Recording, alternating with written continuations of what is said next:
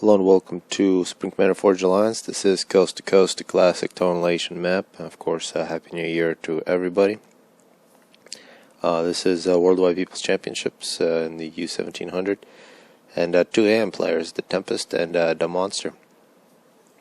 And I guess one quick thing about this channel, probably have a lot less videos this coming year. It's going to be a very busy year. Pretty busy for everybody in Subcom. What if people have a whole bunch of different lives like restaurants and families. But I'll try to get you guys videos hopefully every week, and especially this tournament, the Worldwide People's Championship. So I'll try to keep up with that. Hopefully that keeps going. And I think that's a bit disappointing. Maybe it was too much stuff by me written in the very first post on that forum, explaining all the rules, but I guess it's hard to read it if you don't have any questions asked about it. But I guess there's a bunch of misconceptions about small things. But overall, let me just recount what happens. The main fights for both divisions, U1700, U2000, whatever, is the championship fight. So we have a champion that's currently for U1700's SSSS and for U2000 Iridium Blows. The main fight is basically the champion defending their championship, which is a best of 3, where the first map is chosen by the challenger, the last 2 are chosen by the champion, of course. Then if you look closely at the rules, the maps do have to be from the ladder. At some point would have to be in the ladder so people don't pick crazy maps. And then the whole tourney before that is to figure out who fights the champion. So if only one person signs up, which is fine, then that person will fight. If there's 2 people, it's going to be a best of 3. So this week we have a best of 3 in both U1700, U2000 division.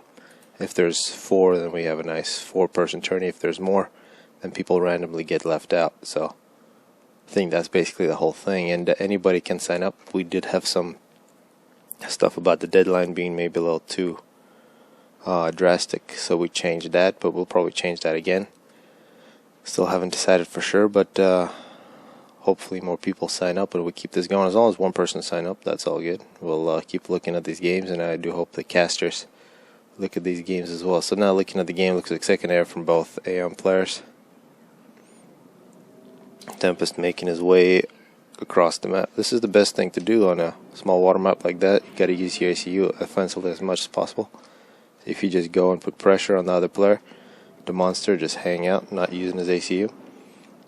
Really the big difference in this one. Otherwise, it's not too many mass extractors you want to grab them. Probably want to get a Tech 1 Submarine Force. As long as you have subs, you do control all Tech 1 Navy, except for Auroras, which float over. Auroras really screw things up. Looks like the second air is just going to be completed by Tempest. Tempest has a very big power spam, so you should be able to make quite a few bombers. We see scouts and interceptors. For the monster, he's not really using a scout, but he should be able to see Tempest's ACU. See that mass extractor underwater. Can't be shot by anything but torpedoes or reclaimed. You see the monster's going to come in with an NG. I think he's capturing that. I'm not sure what the Tempest is doing, but something's going on. Otherwise, map control, even except in the water, it's absolutely the Tempest dominating. Of course, the second map will be the Coal Place. And the third mast will be Chris Taylor area, so if that's necessary. Appears the Tempest has reclaimed it. And a huge, this is, I think, excessive on a map like this. You don't really need 3 engineers on power unless you have so much mass to reclaim. You want to turn that power into mass. I think after getting the initial amount in your initial build orders, you have 7 power generators. You can put a single engineer on power, and you'll be saving quite a bit of resources. You can see you'll be saving 6 mass and 60 power, which would allow you to expand a little more. Point defense now for the Tempest, and this is really something mean to do. You're going to be attacking exactly the power production of the monster. The monster actually quite a bit less power. And here, instead of a point defense, of course, point defense would be good against the ACU. Just a single arty will solve the problem. So far, the Tempest completely taking over. It appears that the Auroras have been denying naval production, which is good. So we got a bunch of Aurora fighting in the middle, not surprising.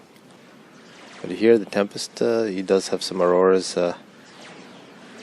in the back here, making sure his ACU doesn't get in trouble. Of course, here, whoever has water, since water is so close, whoever can jump into the water will always be safe. Whoever controls the water with the submarines will make the water very uninhabitable. The monster, meanwhile, kind of losing health here. I'm not really sure where he's going. But he's going to be running into a whole bunch of Auroras. He can always jump into the water, though. It looks like a frigate first from the Tempest. Did lose a couple of Auroras.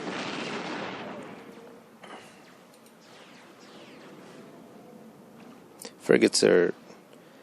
There are some times when you want to get a frigate first, especially with EEF or something like that. Or when you're facing Aeon or Seraphim and they have a bunch of floating units, frigates are good, but most of the time when you're doing a naval battle or you're trying to kill ACUs, submarines are definitely the best way to go. At Tech 1 Naval. Tempest getting more point defenses, going up against... the monster's going to run into a point defense himself. This point defense is confused. And I think at this point the monster is basically, without this much map control, without that much mass, he's just completely out-produced. A very short game. The Tempest takes the lead and this U-1700 best of 3. Hello and welcome to the second game of this best of 3 between the Tempest and the monster. This one's on Cold Place, another Tower Annihilation Classic. Here once again, well actually here we got Seraphim from the monster changing it up. The Tempest always sticking with Aeon. Very difficult faction to play, but once you get good with them you really begin to dominate. Of course, getting air control with Aeon, something crucial. On the Cold Place map we saw on the Immortals Trophy, we saw some really good 2v2 games where we saw grabbing the middle was really the most critical thing in the 2v2, and the 1v1 I believe it is nearly as critical if you can get control here. Which is Seraphim and Aeon by far the two best factions to do it, but I really do think once you get Tech 1 Navy with a couple of frigates and with some shards down to airboats, Tech 1 into airboats from Aeon and a couple of submarines, Aeon is really well suited for taking it. Plus the floating scout and Aurora denying early engineers. If you're facing Aeon, you really got to send your ACU into that position. Looks like a wall from Tempest as well. Because the reclaim here, it's really the initial fight. If you can get this, very difficult to make up that reclaim with just map control. There is reclaim thrown around everywhere else, but just not as much. Interesting that ice is, you can make robots out of ice. It's not necessarily water here, but whatever. The monster going third air. Looks like he might be power stalling here. Getting 3 factories with 6 P-gens is... I guess he's almost doing it. I guess he only did get... Well, he's got a couple mass extractors with his engineers. Quite surprising, at least for me. But I do think it's the proximity of the different mass extractors. But now he's got to make up for that power. Because he's going to be stalling very soon. It appears maybe he did 5 P-gens, 2 land factories, with the mass extractors being kind of far. So he didn't kill his power right away. Let's see how long it takes for him to figure out. He does not want to power stall, and as soon as he started his air spam, his power just went to heck. We do see air production has been paused by Tempest, but many walls from the Tempest. Meanwhile, the ACU from the Tempest making his way across and try to grab this area. It looks like Navy has been started by the Tempest. Actually, Navy from both players. Very similar timing, and of course the Auroras and the Spirits should be able to deny any naval production. So after the first 6 minutes, not too much fighting. We do see a bomber from the Tempest actually with 2 kills. What did he just kill? I know he killed some units here. And now the NTs from Monster take care of the situation. This is very important. Engineers got to get that power. As soon as the monster gets power, he's going to be in good position. And on a map with this much reclaim, getting a lot of power is critical because you can't utilize reclaim without excess power. And this is where the Tempest is really far ahead.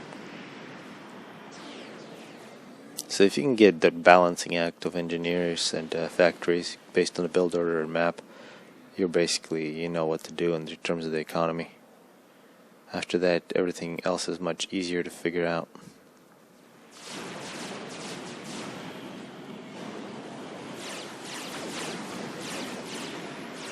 And here the gun for the monster would be absolutely brutal, but to get the gun you need a little more power, because the Auroras and all these units just one shot, one kill them.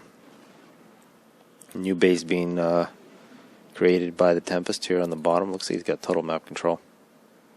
While in the middle we do see a submarine from the monster, which is nice. Looks like an NG trying to make mass extractors, which should just go on a reclaim in this position. Appears engineers from Tempest. He's not making any subs, which the submarine can get quite a few kills if it just goes after the engineers. There are a couple of Auroras that can begin to deny this factory. Looks like they're just outside the range. This is the place where you could get a frigate to deny all else. And here is a submarine actually being created by Tempest making multiple subs. And at this point it looks like Tempest has completely taken over the map, except the starting corner for the monster. And it looks like the single A on submarine is going to get a whole bunch of kills. Also an engineer helping with reclamation. And there's like 2 submarines here at once. And I think that's up with shooting at their own things. 2 submarines versus 1, you should be able to dominate. And now frigate from the monster. But of course now that's going to be denied by the sub. Multiple subs out for the Tempest, and that's going to be the end of any hopes to get the middle for the monster. Meanwhile, we can look at the reclaim for the Tempest, nearly 5,000. The monster only 477, and that's another huge difference. Interesting, these walls from the monster, or from the Tempest. The monster, meanwhile, 15 kills fighting the Auroras. But his backside here is completely exposed. And one thing perhaps we wanted to get the Titan Annihilation theme, but these maps are quite difficult to play. The maps we choose for the upcoming week, we'll try to make them a little more democratic, I guess. This one is it's very peculiar. Some Tech 2, some blazes getting in deep here. The monster finally got his power figured out, but now he's been cut away from all the mass and is now being surrounded.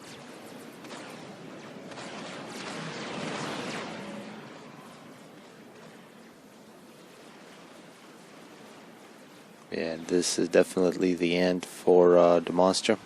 So in a best of 3, first 2 games go to Tempest.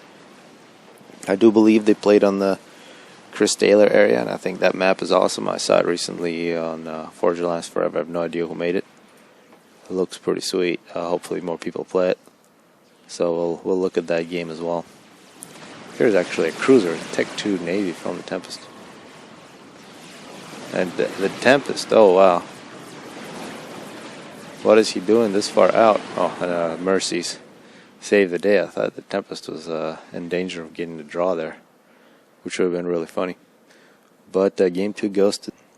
Hello and welcome to the 3rd game in this best of 3, which has already been won by the Tempest, and the monster appears to be walking. So this map, I'm sure most people haven't seen it before. I've actually never seen it before, but it looks pretty awesome. There is Chris Taylor with a beard. The beard's actually made out of rocks. You can reclaim these if you want. It looks like some rocks are floating. But to get into this position, you got to get a drop. Also, I guess you got a background here, the top of the collar. Here's a wall. What the heck is this? I'm not really sure. A smudge, GPG. Couple hidden mask extractors. But it looks like a pretty nice map for people who like spamming. But also, I mean, just on the sweatshirt here, you can do quite a bit of spamming, it seems. Not too many mass extractors, but a good amount. A couple rocks to reclaim. Interesting terrain. I'm not really sure the meaning of this terrain. That's probably the armpits. Yeah, okay, so that's what those are. But you can see how these bases, because of this wall, you're kind of protected from the stop spot. It is usually a 3v3 map, but you get a starting position here, here, and up there. You can get around the head up on top, I believe, but it's not very efficient. Doing drops into the face is a really good strategy to get mass, and of course trying to get across the head, trying to get on the other side. So do hope people play this. I don't know if there's any bugs or anything like that, but who knows. Tempest going second area. He's going to get the Hydro. Pretty big land spam. But otherwise looks quite flat in quite a few places. Flat is good for Aeon.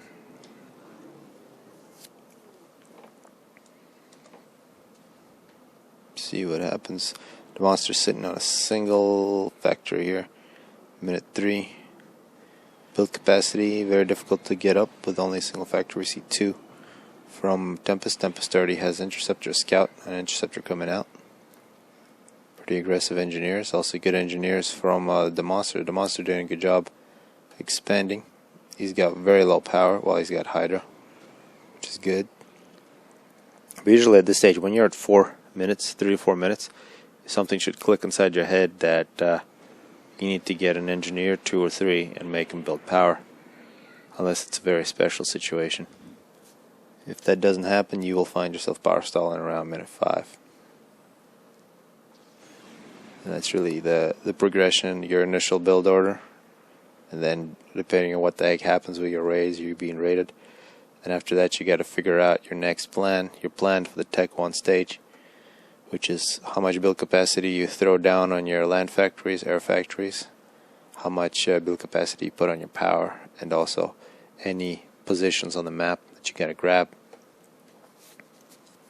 And now here we're coming up minute 6. Looks like it's a rather big map, so neither player really getting into much position, but it looks like the plans for them, we do see, what the heck, that's a lot of flares from Tempest. It looks like a couple land factories and a land factory spam from the Monster.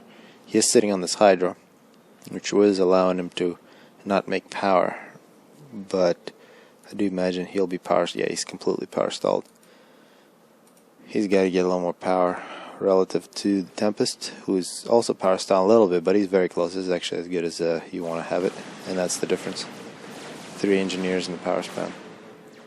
It looks like another actually no, 125 reclaim, so not too much reclaim, but a lot of mass extractors. Seen first battle, so that was a Selene that actually took out a mass extractor. You might see him battle here in the middle, here minute 7.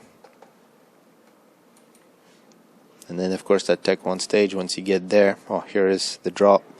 And this is going to be a lot of reclaim for Tempest. See if the Monster challenges him. I don't think he will. He actually has, yeah, upgrading to Tech 2 mass extractors costs a lot of power. It looks like he finally figured out, yep, 4 engineers. Looks like this one's confused. But you can see here, just this is taking 90. So catching up with power is it's much more difficult than already having the power. So if you find yourself power stalling, you got to pause other things and let your engineers build up the power. Otherwise, you're just forcing yourself through a very narrow tube.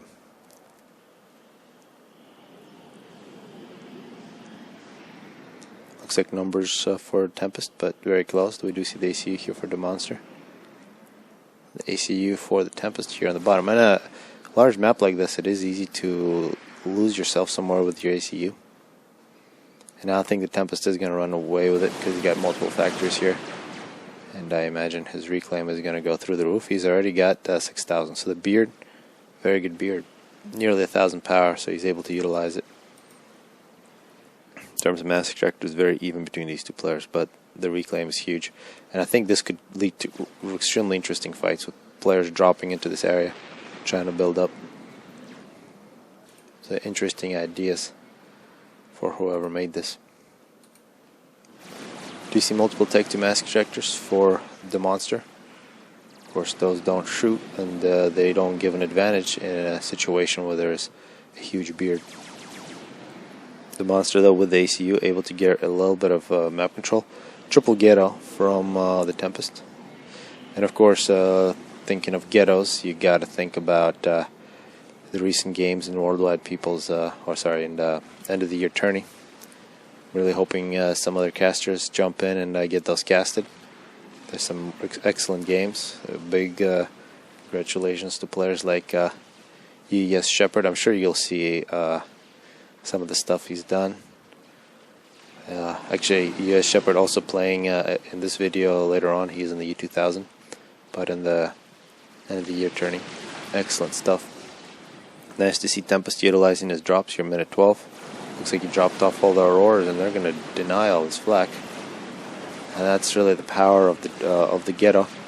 You can go from an aerial unit to a land unit very quickly. Hydra is denied. Looks like the power spam has been absolutely... Oh, the monster is absolutely crippled. You can see his eco completely out of whack. He can't really produce anymore. So excellent targeted strike there from the Tempest, denying the core of the economy. It's only build capacity and mass now for the monster, and that's only 2 of the 3 necessary things to make anything in this game. ACU now on the tech to transport. Not really sure where he's going. He might get himself in trouble, but of course he's already won the best of 3.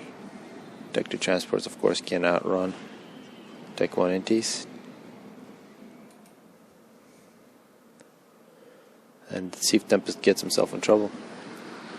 I believe he's still at a Tech 1 AC. If you're doing drops like this, it's good to get Tech 2 engineering. And if you don't, then it's not really good to try to build something. Just use your gun to get veterancy. Tempest does have some units coming in for help. Also Tech 2 gunships from Tempest. It's going to help to win the battle at the front. Meanwhile, the Tempest trying to get more point defenses.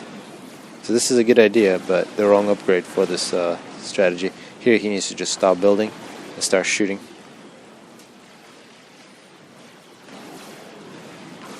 Because you can see he's got the rapid fire. That's what you got to be using. He's going to get so many kills. Huge vet. Just make this force disappear. Much more effective than a Tech 1 point defense.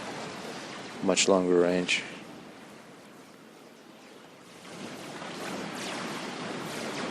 The monster. 2 kills. Tempest 23. But the Tempest, this is the danger of not getting Tech 2 engineering. Your health is still your basic amount. Nice blocking from the Tempest. So the Tempest, you've seen him playing for the last couple of weeks. He absolutely improved. He's got some of the fundamentals down.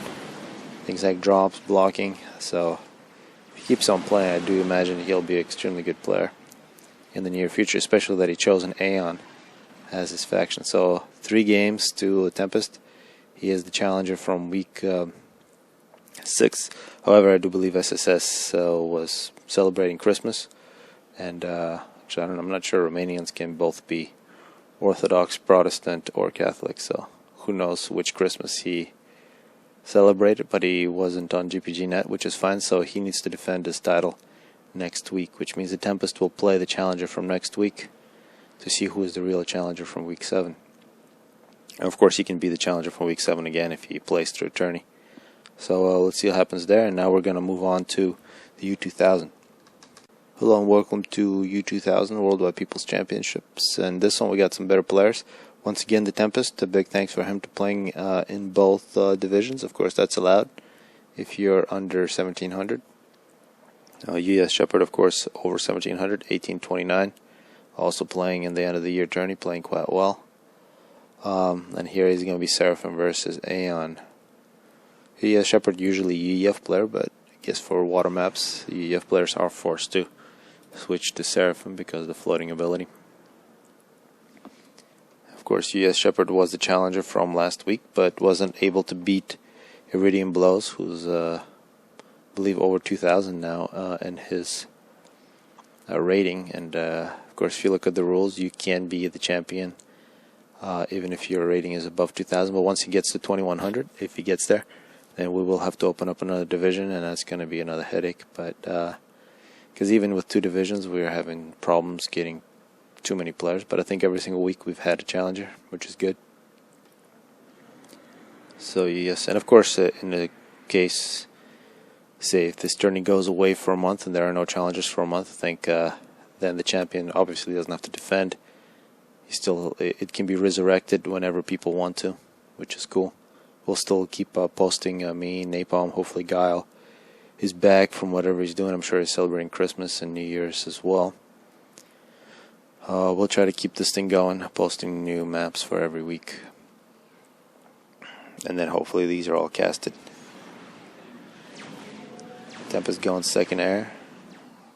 Meanwhile, Floating Artie gets denied by Aurora. And this is where I think Aurora really dominates Seraphim.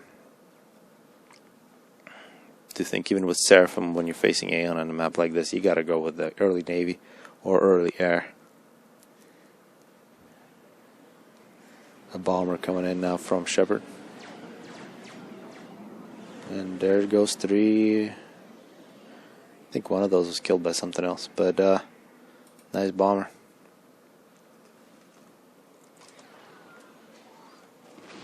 And yet another good bomb. 3 kills now for the bomber. Interceptor for Tempest is going to deny it. Seeing early Navy from Tempest. And here if the Tempest goes with Navy, I'd love to him get a single factory and get a couple NGs and just get submarines everywhere. If you get submarines patrolling the whole area, you can deny quite a bit. And then just use your Auroras. No reason to get too many naval factories, because now he's going to be investing 450 mass into another factory instead of, and you can see, naval factory, actually 300, apologies. 300, and what's 450? I think a frigate is 450 or something. No, 290. I got all my numbers screwed up. So a submarine is 360 mass. So you can basically play for the submarine instead of for an extra factory with your mass. What the heck was I thinking about? Shepard now on his way. He's got submarines. So Shepard knowing exactly what to do in this situation. He's going to be spamming subs as quickly as possible. And frigates from the Tempest, which is a mistake. The frigate is what you make against Aeon, not when you're Aeon. Of course, they will get the job done against Floating Artie, no problem. Of course, Floating Artie is not a problem anyway. Do you see a single submarine? One good thing about the Aeon frigate, however, is that they do have some anti-torpedo, so they do give an advantage in this Tech 1 submarine fights. And here, this Tech 1 sub needs to attack, yes. Exactly what needs to happen. And this is where Aeon can be pretty dominant in the Tech 1 naval battles. So the micro here actually turned out to be quite nice from Tempest. Took the shots with the frigates, much more help than the sub. Used the sub to deny the Tech 1 submarine, and then together denied the naval factory. Massive drop though coming in from Shepard. Good defense from Tempest. So Tempest getting really good stuff. I think if Tempest played like this, Tempest played Shepard 2 weeks ago, he would not be able to play this well. So far he's doing very well. Of course, Shepard using multiple different weapons, drops and bombers, and now he has grabbed air control. But Tempest does have total naval control. He's got plenty of submarines. One big thing that has happened, though, Shepard has walked his ACU to the other side. He's got a point defense. He's going to try to get a base. So definitely not an obvious fight here. First game in this best of 3 in the U1700 week 6. Sometime I'll get that all correct in one sentence. Week 6 Worldwide People's Championships Challenge. Challenger tourney. Tech to air from Shepard. Of course, with Tech to air, a couple torpedo bombers, which he does have, he will be able to deny all that. Tech 1. No reason to go Tech 2 Navy, not at all. Tech 2 land would be a great option for Aeon. If you're gonna be playing Aeon, Tech 2 land is huge for naval maps. The shield plus floating flag are just huge. You can put a single Tech 2 flag here, and this Tech to air from Shepard is just gonna cry. He's not gonna be doing it. It's not gonna be mass effective. Shards are also a pretty good idea, but of course, one thing about the shard, it is a unit that's a water unit, so it does get hit by torpedo bombers. Flak, on the other hand, does not. Something definitely to keep in mind. And of course, the shields from Aeon are just completely dominant unit. So this move with the Tech 2 Navy, this cruiser, very expensive. Much more dominant in terms of air, but you really don't need that much dominance. I think that could be a mistake for the Tempest.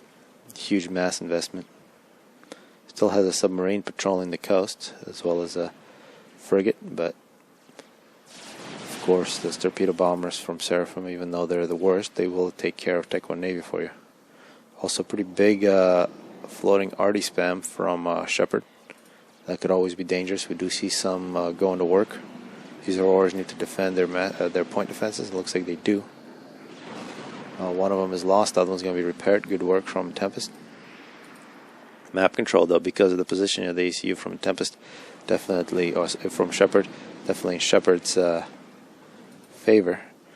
Actually, if this ACU wasn't just being engineer, it could completely take out these mass extractors, and there's 4 mass extractors belonging to Shepherd, which really shouldn't. This Shard, though, really good anti-air unit. You can pack quite a few of them in a small area. And Aurora versus floating arty, and this could be tragic for the Tempest. He really needs to take care of these, otherwise they cause a lot of damage. And this Tech 2 naval factory, this is where he's put a lot of Zico. And if he loses that, it'll be absolutely tragic. We see the Auroras going to work. And that cruiser just got out in time. Of course, all those floating arty died. There's quite a bit of reclaim. And this cruiser, yeah, so that cruiser is very nice now. It's going to deny a lot of air. It's going to get a lot of kills. But Tempest needs to get a winning strategy here. He needs to get something that he can attack with. Simplest is, of course, the ACU, just denying all these mass extractors. Oh, and cruise missiles. Oh, cruise missiles from Shepherd. So Shepherd, being the more experienced player, going with the aggressive tactic, just like in chess. Even if you have good positioning, if you don't have a winning strategy, it doesn't really matter. You're just going to be alive. But if you want to win, you got to get with an aggressive move. And this is a very aggressive move, a cruise missile launcher. Pretty big investment, and it is costing mass extractors now on the other side. You see Tech to air from Tempest.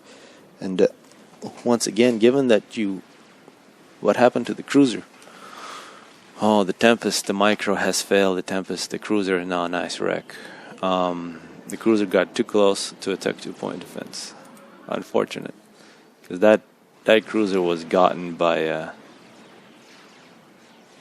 with a lot of very expensive mass. We do see Tech 1 air, but Tech 2 air, of course, Mercies. Mercies are a good idea. They're never a bad idea. It looks like they were scouted. Mercies are easily denied by some flak, which we see Shepherd immediately is building a whole bunch of flak and retreating with the ACU. And one thing about Mercies, if you're using them, they don't have a lot of fuel. They don't fly for a very long time. But Shepherd is not going to surround himself by Tech 1 flak, and he should be relatively safe. I really think Tech 2 land is where Tempest could have done a significant amount of damage. Here finally looks like he's denied these mass extractors. This ACU could deny yet another and actually grab these, because mass on the map like this is always a hot commodity. You see that there's only one Tech 2 one Tech 2 mass extractor, a couple more going on. Tech 2 power for Shepherd, a great target for any kind of attack. Be nice to get all this reclaim for the Tempest. And gunships now from the Tempest. So air, of course, either from the right or the left side, easily denied by flak. And Shepherd now with the Tech 2 shields, he's got a Tech 2 ACU. It's going to be extremely difficult to do anything against him with those gunships. Of course, those gunships are still good if you can control air and not go against the ACU and just grab map control. The Tempest is in a very good position to have map control. He still has Navy. He's got an ACU that's on the loose, which is actually kind of dangerous. But here, he shouldn't be getting ran over by Tech 1 tanks. He can use the gunships to deny all the mass extractors up on top. Maybe kill some of this power.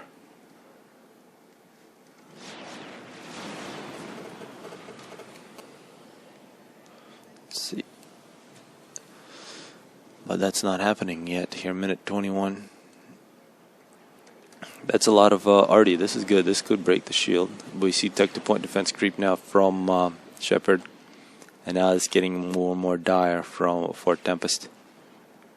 I think it is kind of slipping away from him. He's going to go on an assault. He will take out a tech on point defense, but I think the assault came a little quicker, maybe together with the ACU. And that's how we saw the Tempest ACU this entire game, just a bit out of position, either being an engineer or not being aggressive enough, not playing defense, and now coming in to attack Shepard's ACU just a bit late. And of course, he is very much outgunned against the shield tech to point defenses, tech 1 point defenses. He's got some Navy in support, but he's got to be careful. More Tech 1 Arty. Tech 1 Arty from AN never should be neglected in terms of breaking turtles. But you see that amount of flag gunships no longer really an option. So very well played from Tempest, but I do think strategically he just didn't use the right units. Tech 2 Navy was a somewhat good idea, but things didn't really go as well as they could have. It's now on the bottom of the ocean. And more Tech 1 Arty now coming in, and this is where you attack one unit at a time, which is not good, because these will just be killed and then reclaimed. And that's so much anti-air. So Tempest now running out of options. He does have Tech 2 land finally. Blazes, excellent choice. Also a cruise missile launcher. And here there are a couple Tech 2 point defenses, multiple power, and I think attacking the ACU here might be the wrong choice. Attacking the main base, denying all this with some blazes, which would be really nice. Maybe take the ACU here as well. He has total air control. He's relatively safe with the ACU. Air and Navy means you can be very aggressive with ACU, but not against the most defensive position for Shepard. And that's one mistake you can say from a Shepard, is that looks like some of those cruise missiles from Shepard are flying in. Shepard separated his ACU and his main base. It was good early on, but perhaps now he has to build up very strong defense in two different positions. And I think really for his ACU it's much more difficult to break than his main base. He's just got a single Tech 2 point defense. But if he loses this, he's basically out of luck. This will also fall because he has no power production in that position. And this is a mobile missile launcher. This is a good idea, but it would take quite a few of them to break a Seraphim shield.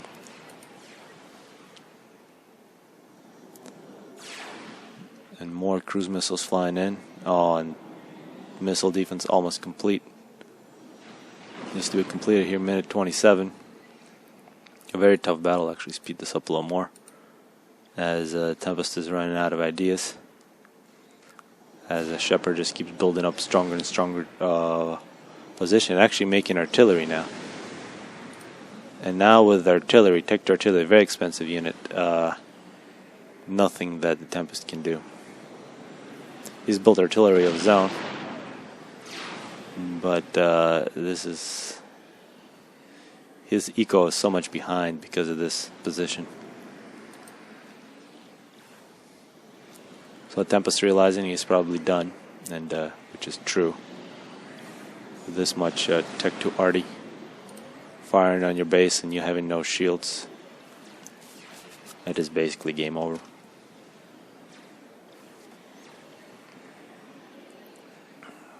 Tempest trying to get some upgrade. Looks like a quite expensive upgrade. So also I think this is a pretty decent map. Probably should play a little more often. One thing to note, naval and air control completely controlled by Tempest this whole time, and I think he really could have used it to pull this game. And that was some cruise missiles flying directly at Tempest. I think he canceled that upgrade, moved it out of the way. We're now Tech 1 point defense creep. And now it looks like air is going to belong finally to Shepard, first time in a very long time. And now some Tech 2 bombers will finish it. 35-minute game. UEF Shepard takes the lead in this best three. Hello and welcome to the second game of this best three between the Tempest and UES Shepard. This is a week 6 challenger for U2000. And of course, if the Shepard wins this one, he is going to be the challenger.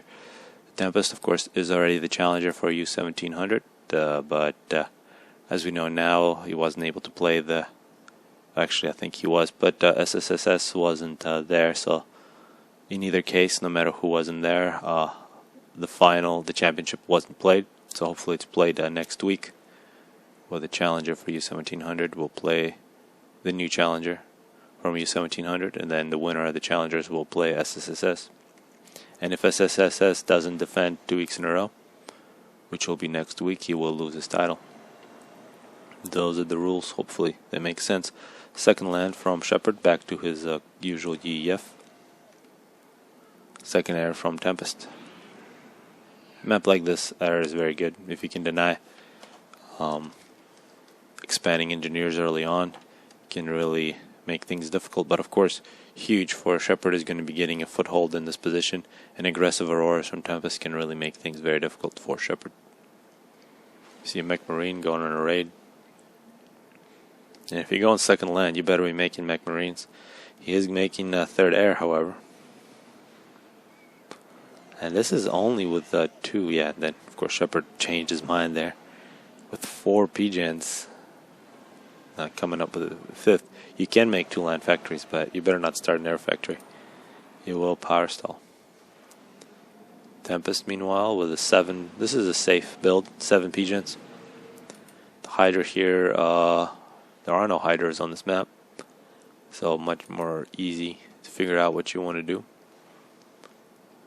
Some Mech Marines going around the outside. Probably will grab that engineer. And a quick Navy coming up for Tempest. He does have a scout and Aurora in the middle of this Aurora scout to be a little more aggressive, deny that Engie. Because if that Engie gets in and starts making frigates, that will be a problem once again, a wall from the Tempest. It looks like this Mech Marine did get a kill. And with the scout, he will be able to see the Auroras coming. He needs to run away. Doesn't run away in time. Another good Aurora. And I think this is a very good map for Aeon against CEF until you get in the later stages of the Riptides. But overall, grabbing this control. And this engineer should not be allowed to live. It's criminal from the Tempest. This is the faction advantage that he has. And now with the bombers, he is in a position to start losing engineers. Oh, that bomber was very unlucky. Good air from the Tempest.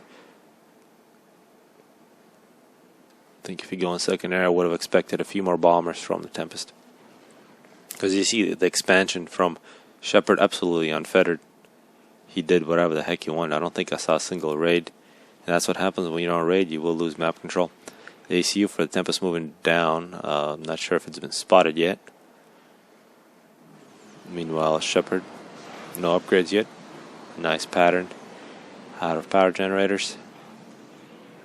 2 air factories coming up on the 5th land factory, 6th and 7th on its way.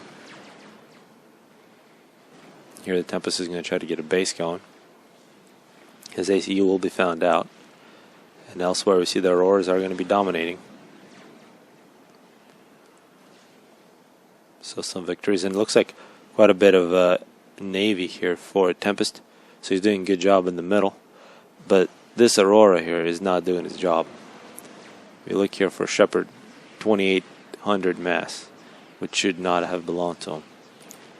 The Tempest did this exact same number, but it should have belonged to him. And this submarine, these Auroras, very expensive units early on. They should be in a position denying those NGs. So don't let people steal your stuff that rightfully belongs to you.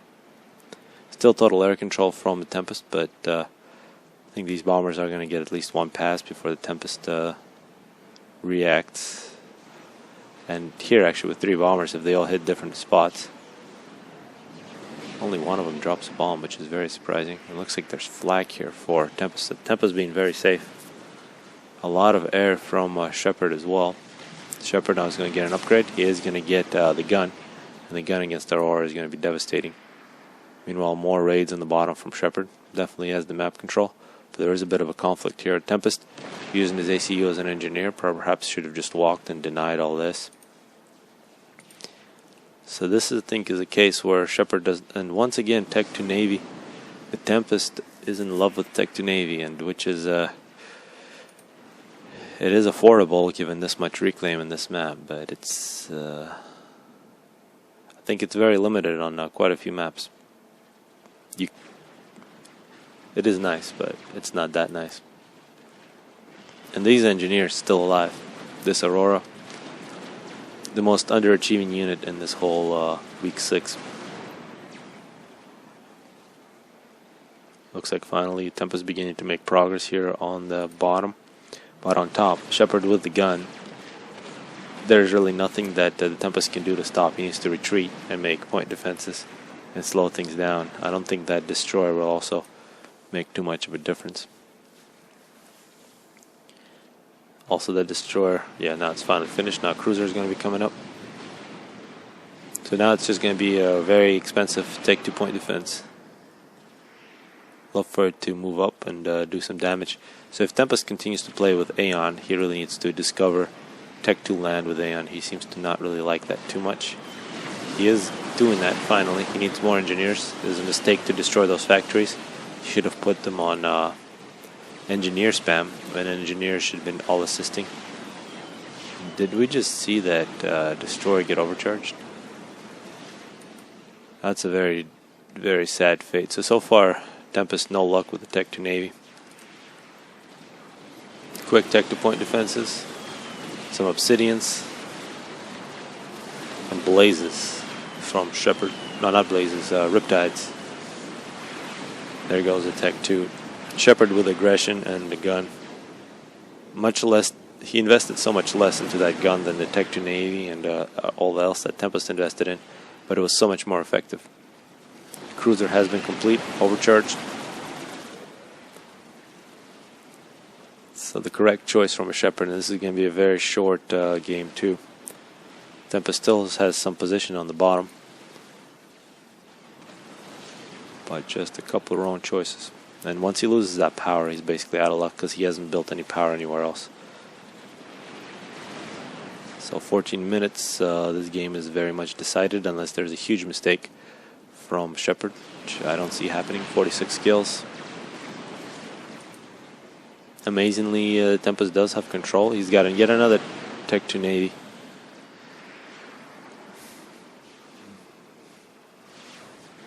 Which is not going to save him. And gunships now from the Tempest. And this is where we're going to see the Tempest crash in power. That's the effect. And once that goes to 0, you can't make anything. Tempest now under fire from some gunships. The Stinger. And US Shepard is once again the challenger for week 6. So the next games are going to be Shepard versus Iridium Blows. Hello and welcome to Game 1 on this best of 3. This is the championships for U2000 Worldwide People's Championship. Of course, in this game, US Shepard is the challenger. Iridium Blows, this is going to be his 3rd time attempting to defend the title. He was, of course, the U1700, the original U1700 champion. I believe Shoot was actually first week, and then after that it's been all Iridium Blows. And of course he went over 1800, moved up to U2000. First week in U2000 he was just the default champion, and since then 2 weeks in a row he has defended his title. I believe for once against the Tempest, previous week against Shepard, and this week he's going to attempt to defend against Shepard again. And this week Shepard coming out with Varga Pass, definitely a good map to choose against somebody who hasn't played on GPG.net. That's one amazing thing about Iridium Blows. He is just a purely FAF player. Came in from a different RDS. Been playing extremely well, especially as Mantis spam is not quite legendary yet, but I think if he keeps on playing, people will be talking about it. Very well done spam. But on this map, of course, it is from the GPG.net ladder, so it's legal. But if you don't know how to play in it, it's very difficult. It does look like Iridium Blows knows about the reclaim. He's going to be an interesting place here. He's playing with Cybern, of course, that's his favorite faction. Second air from Shepard. Shepard has stated this is one of his favorite maps, and of course he's an old-timer, so he knows exactly how to play it. And one thing to note, he's got engineers who's got planned for a lot of reclaims on this map. And on this map, of course, here, huge amounts of reclaim. I actually personally like this map. It's just really frustrating for people to play who don't know about it. And if people were a little more flexible, I think, with their build orders, because that's where all the standard build orders do not work. When people ask things like, can you make a video showing what to do? You make that video and people get on this map and they'll be absolutely screwed. So it's really the concepts in this game that are important, not some build order. Because every single map, the perfect build order is, first off, most likely unknown. And the ones that are used really depend on the plan for the player. So depending on what the plan is and how you react. And of course, you don't have to have an optimal, there doesn't have to exist an optimal build order. It might not exist. That's the beautiful thing about a Supreme Commander Forged Alliance. It is a simulation, it's not a game. And that's a huge loss now for Iridium Blows. He has just lost that engineer which was expanding, and there's no engineers in sight to that top part, so he can't start a base up on top. Looks like a second air. So Iridium quite a bit behind in terms of build capacity. We see already many land factories for Shepard. He's got 2 NGs on power. He's got his ACU expanding to the right. To the bottom he's got NGs, which is have not been rating. No rating whatsoever from Iridium. Doesn't look like he had a plan. So far it looks quite bad for Iridium. And Iridium doesn't seem to know that there's an engineer here grabbing this mass. It's a usual thing to know. It looks like he's going to find out. The ACU moving to the top, which is showing he does not know about the massive amounts of reclaims on this map. Good scout from Snoop. And bombers from Shepard, creating all kinds of problems with Doocy interceptors for Iridium. So Iridium trying to stay in this game, trying to get rid of those bombers. Another engineer moving over to the top. It looks like a point defense here in this position for Shepard. And once you get a point defense on these bases, you're in much better shape. You can start making land, more land, quite a bit of power for Shepard. Shepard grabbing more engineers. Actually, this NG is still alive. Amazingly, I'm not sure how that happened, but reclaim 3,500 for Shepard. Iridium Blows 285. That's probably just that first rock. And when you're that far behind a reclaim minute 6, there's really not much you can do. Iridium Blows making land factories in a place where they've never been made on this map. Actually, I remember coming in on a GPG net when they changed up the maps. First time this map was on the ladder, and first time I played it, I think I didn't play this game for like 2 weeks afterwards because I was like, this is just terrible. It was just so frustrating because it's also dark. You have no clue what's going on. I mean, if you imagine your Iridium Blows right now, you're like, well, what's actually going on? I know that I'm losing mass extractors. I'm way behind, and looking at the terrain, it's where do I go next? So now it looks like it's basically over. Iridium Blows, throws in the towel. Shepard takes a 1-0 lead. Hello and welcome to the second game between UES Shepard and Iridium Blows. Of course, Shepard picking a very good map for himself. Has taken the 1-0 lead in this best 3. So Iridium Blows has to win 2 in a row. Going to Open Palms, where he is quite dominant. It is a map on the current ladder where he's made quite a bit of progress.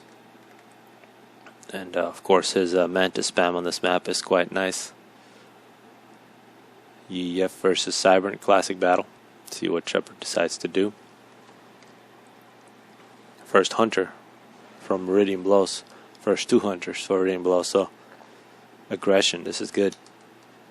Looks like one is going to the Hydra, the other one's going to try to deny. Usually ACUs go to the right from both, I guess to the left for from the top. To the right relative to their direction, basically. And let's see, there is a scout here from UES Shepard. He should be able to spot that there is a hunter coming in. Should force him to change what he's doing, and that's a disadvantage. Let's see if this hunter, he gets out of the way just in time, but a couple Mech Marines save the day for Shepard. Of course, that did take a little bit of concentration. Another hunter coming in. So no engineers lost yet. Another hunter is going to come in. Does take out one engineer, but so first two hunters get one NG kill, maybe a little bit of a nuisance. But here comes a bomber now for UF Shepherd. We see interceptors for Iridium Blows.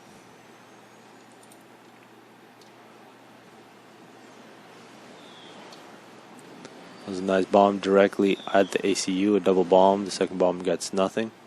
So no kills, and interceptor for Iridium Blows cleans up on top. We did see a scout Mantis versus a couple Mech Marines. Mech Marines microed, but not well enough. Mantis takes care of the problem. On the other side, we see a Mantis with a scout. Two strikers are going to be defending for Shepherd. More strikers in that position, and Shepherd doing the unusual. He's going to move his ACU to the bottom, trying to perhaps confuse Iridium.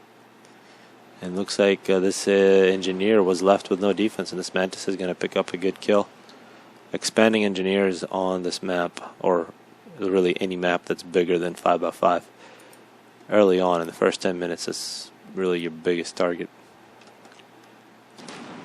More land spam being produced by Iridium Blows. Still quite a bit of reclaim here for Iridium that he hasn't utilized. Bit scary what would happen if he started utilizing all that. But he's got land units all over the place. Actually, Shepherd not utilizing that either. And Iridium with a really good expansion here, which is in danger of being lost. Strikers, of course, in these 1v1 battles will beat the Manti. The numbers for Shepherd, not killing mask extractors. Good rate for Iridium Blows, though. He's denying mask extractors for Shepherd as well. Shepherd using his ACU to grab control over the bottom. Looks like a massive air force here from Shepherd, a little more than Iridium. Shepherd, after cleaning up all the mask extractors, is going to chase down an engineer, probably go to the bottom. And actually quite even so far, it seems, in terms of map control. Air finally, actually no, it's another air factory for Shepherd. Single NG on a power spam, actually, and 3 more getting a second power spam going. Meanwhile, land spam just keeps on increasing for Iridium Blows. And that's one important thing about making land spam, is not how many factories, but just enough factories for your production.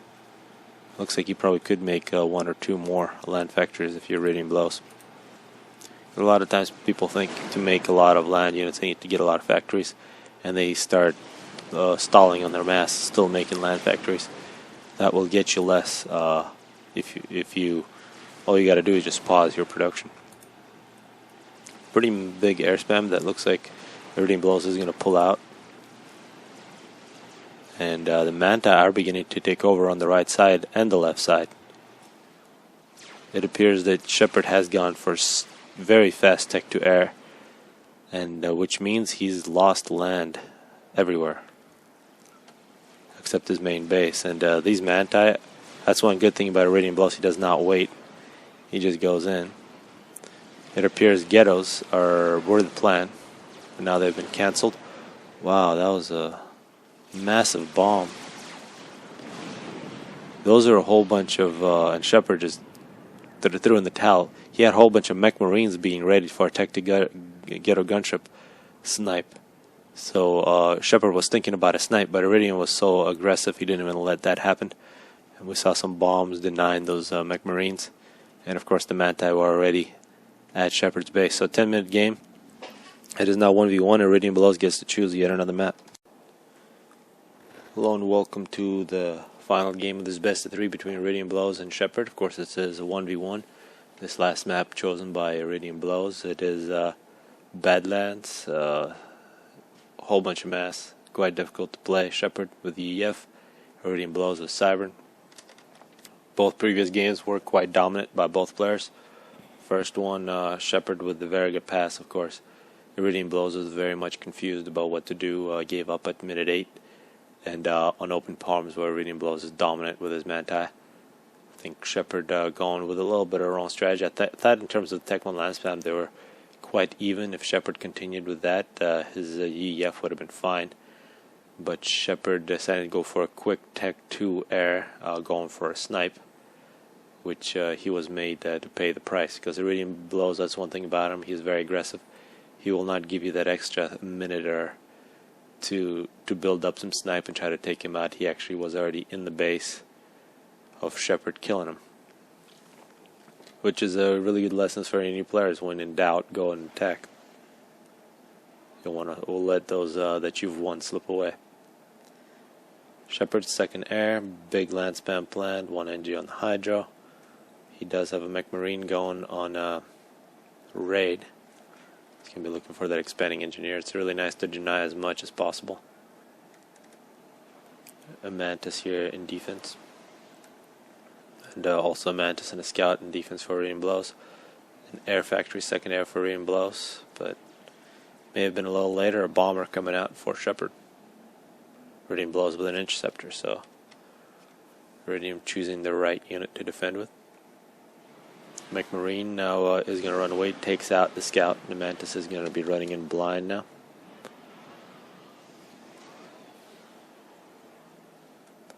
Looks like he had the visual contact. Took out the Mech Marine, and a bomber now coming out for Shepard. A bomb directly on the ACU once again. 2 inties for Iridium Blows, should be able to defend. And on this side now, this Mantis is very nice for Iridium Blows. He's going to try to deny any other expansion. There's a tank moving out. And now Mech Marine moving in for Shepard, but a Tech 1 point defense from Iridium Blows. This is going to be much more difficult now to defend, to attack for Shepard unless you bring some artillery, which probably won't happen for a while. But this side still quick Manti here on either side from Iridium Blows. Shepard now moving out on the right side. This bomber for Shepard, very nice. Is going to deny quite a bit of expansion for Iridium Blows. So early on, I did see good rating from both players. I thought it was a little better for Shepard. At least a little more of it did happen. There are some Manti now moving in. And actually now this is really nice for Iridium Blows. Even though that Mantis died, he denied an engineer getting a whole bunch of mask tractors. So in terms of map control, maybe even a slight advantage now for Iridium Blows. But Iridium Blows throwing a whole bunch of Manti at the ACU. Shepard is going to get a whole bunch of veterancy. He's going to get a lot of kills. Good force here for Shepard. I don't think he actually has any arty here, so attacking that position would be a mistake. And now it's a big stream of Manti, plus some arties for Iridium Blows. Iridium in his usual repertoire, going in with a massive spam. And if you're ready to defend against that, you can actually use that to your advantage. He will feed you quite a bit of mass. But if you make a mistake or you're complacent and you choose the wrong strat, you will find these Manti killing your units inside your base. This bomber for Shepard, 4 kills. That's one thing that's been really good for Shepard all game. And now the Manti are just streaming down. Looks like this is the weak spot that they found. And they're going to be denying quite a bit of mass extraction for Shepard. Shepard getting more land factories. I think Shepard does have enough units to defend here, but good unit control from Iridium. Working with 3 different groups, and this one's going to be good. He's going to come around the outside. He's going to deny the furthest left. And up the middle, Iridium. And looking at this, Shepard might be thinking things are going bad, but that's okay. If you can defend against all these Manti coming into your base, you just reclaim them and keep going. You know that Iridium Blows is putting all of his mass into this land spam. I'm actually seeing Tech 2 land. Tech 2 air. Once again, Shepard trying to go for a ghetto snipe or something, but of course you can't do that when you get scouted and people pay attention.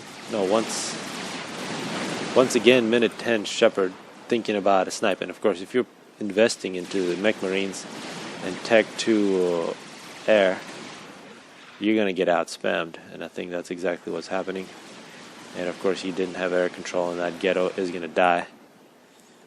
I'm not really sure why Shepard really wanted to get that ghetto. I don't think Iridium Blows was really in that much danger. And with his scouting, he already had plenty of flak at his ACU. And another 10-minute game where Shepard succumbs to the Tech 1 land spam. So I guess the lesson here for the challengers in the future of Iridium Blows: expect the big land spam, try to survive it, try to reclaim all the stuff that you kill. Tech 1 point defenses, Tech 2 point defenses, spam of your own, play defensive, and then get engineers into the battles that you win. You're going to get a lot of dead manti. Don't try to go for a kill at 10 minutes on such a big map. And now it's going to be the end for Shepard. Tech 2 ghettos are quite fancy, but they gotta have that element of surprise for them to work. So 12 minutes 30 seconds. Iridium Blows defends his title, that U2000 3 times in a row. So hopefully people enjoy this one.